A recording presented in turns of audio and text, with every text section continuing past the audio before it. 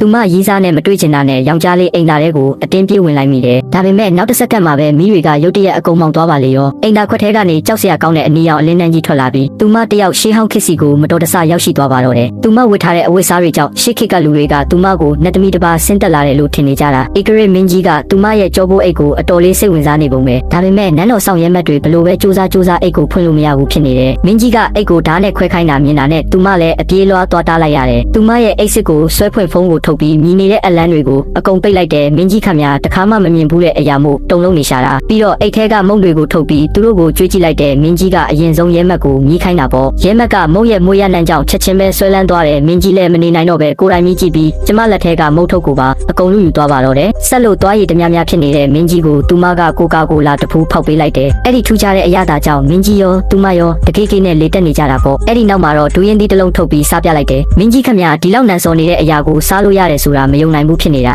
ဒါပေမဲ့သူမကအတင်းတိုက်ကြွေးလိုက်တဲ့အခါမှာတော့သူလည်းဒူးရင်သီးကိုအသေးဆွဲဖြစ်သွားပါလေရောညဘက်ရောက်တော့မင်းကြီးနဲ့အတူပရိုဂျက်တာလေးနဲ့ရုပ်ရှင်ကြည့်ကြတယ်တခါမှမကြုံဘူးတဲ့ဒီလိုအတွေ့အကြုံတွေကြောင့်မင်းကြီးတယောက်အတော်လေးကိုစိတ်လှုပ်ရှားနေတာပါမင်းကြီးကလည်းသူမကိုရှေ့ခေတ်လူတွေလှုပ်လေ့ရှိတဲ့များပြစ်တာမျိုးတွေပြန်တင်ပေးတယ်နောက်နေ့မနက်မှာတော့နန်းတွင်းစားဖို့မှုတွေချက်တဲ့ဟင်းတွေကိုမင်းကြီးကလုံးဝကိုစားကျင်စိတ်မရှိတော့ဘူးသူစိတ်မကြည်တာမြင်တာနဲ့ကျမလည်းစဖို့မှုကိုတမီတာလောက်ကျဲတဲ့အိုးကြီးတစ်လုံးပြင်ခိုင်းလိုက်တယ်ပြီးတော့သူမပါလာသမျှဟုတ်ပေါ့အနှစ်တွေအကုန်လုံးအိုးထဲထည့်လိုက်တာပေါ့